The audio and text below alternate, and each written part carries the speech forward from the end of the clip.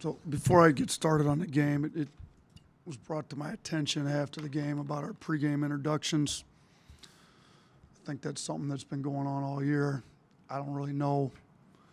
I don't watch our introductions. I'm not involved with them. I'm drawing up plays during that time. Regardless, it's not appropriate. It's been addressed, and I can assure you it definitely will not happen again the remainder of this year. So as far as the basketball stuff goes, look, we didn't have a great start. This is 2 games in a row. I don't think we played our best basketball. The beginning of the game, obviously we struggled. We didn't score for the first few minutes. We down 9 at the half, down 11. I thought we made some decent adjustments in the second half. I think Quinerly was able to get in the paint and create offense for us. He ends up with 7 assists.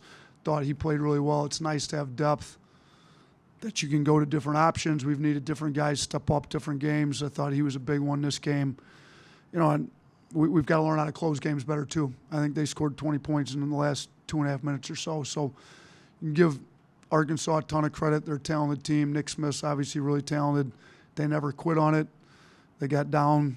They hung in there. They gave themselves a chance there in the last 30 seconds. And, give our guys a lot of credit after being down 9 at the half, coming out, playing as hard as they did in the second half, getting a win. So we've got it down to 2 games left in the regular season. We'll have at least a 1-game lead after today over A&M, depending on what happens with them, Mississippi State. But it's, coming down that we can clinch at least a share of the regular season championship against Auburn on Wednesday. So that game Wednesday is going to be a big game for us. Yeah, the fact you guys can shoot so poorly from 3 and still win against a good team, what does that do for you guys confidence-wise and for the players moving forward? Yeah, we made 3 threes, 3 of 22. Obviously not very good. We had shooting issues last year. For the most part this year, we shot it much better.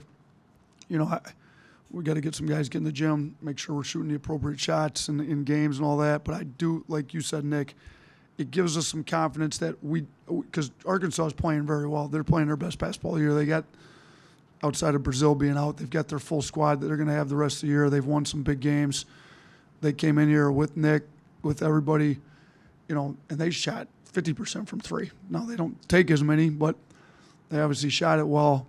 So for us to shoot as poorly as we did from 3, still figure out a way to get a win, I think tells you we're able to win in multiple ways. I mean, they're a tough team. We ended up out-rebounding them by 11.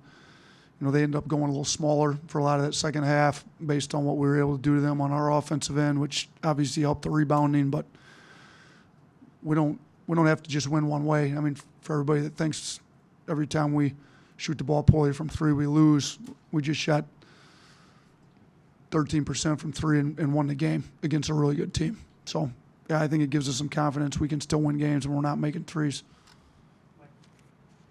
Nate, well, I recognize that you say you want to only take game questions. I'm hoping you'll indulge this at least. Have you reached out to Jamea Harris's family at any point? Because that has not really seemed to be clear at any point in the past month.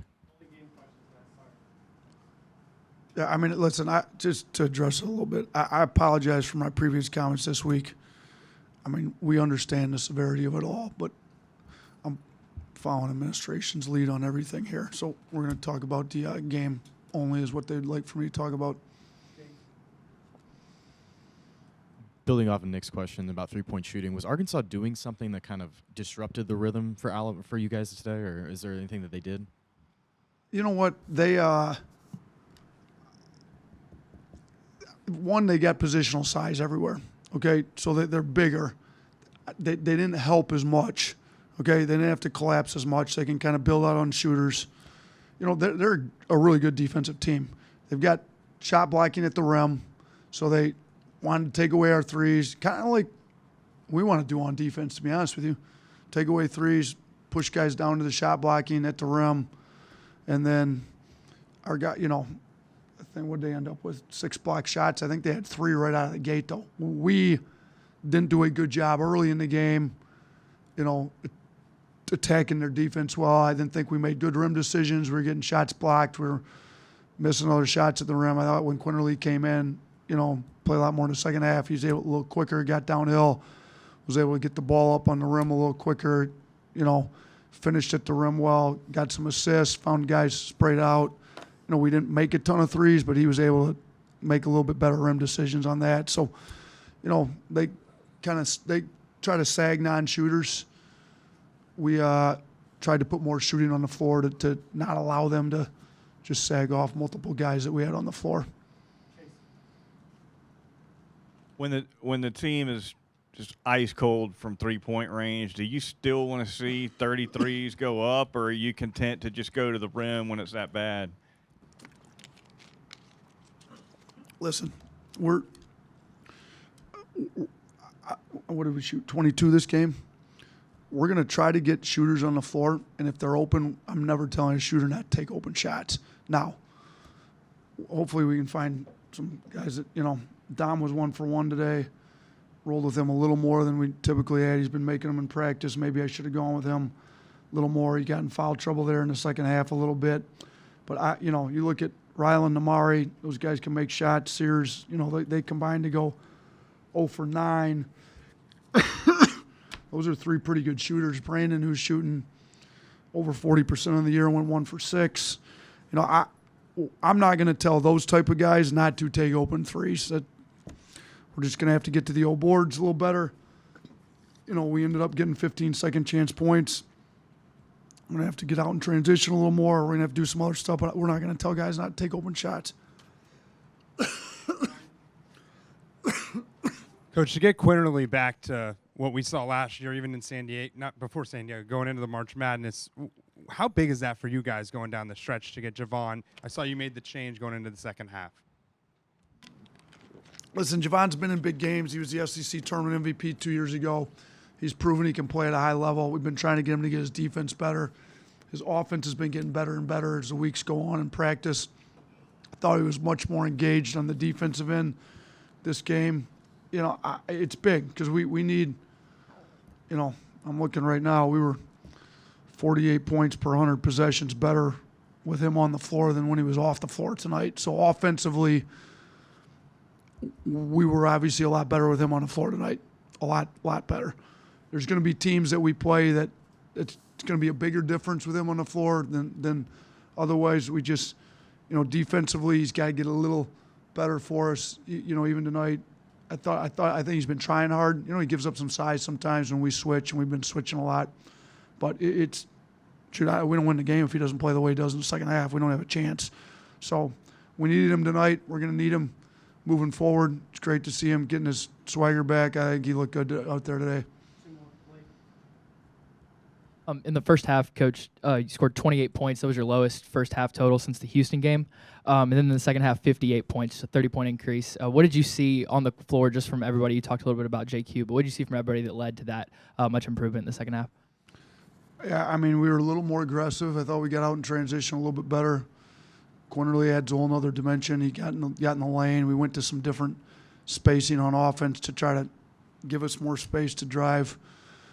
We tried to move Brandon around a little bit more. But, and part of it was at the end of the game, obviously scoring 58's a lot and a half. But at the end of the game, they scored 20 in the last 2.5 minutes, I believe. So there was a lot of scoring that went on in the last, both sides, more for them in the last 2.5, 3 minutes than us. But, even I don't know how many we scored in the last 2.5 minutes, but we probably had about 50 up, those 18 minutes. So I thought offensively we got much, much better in the second half, and our guys were more aggressive, to be honest with you. And we got to the free throw line a little bit too.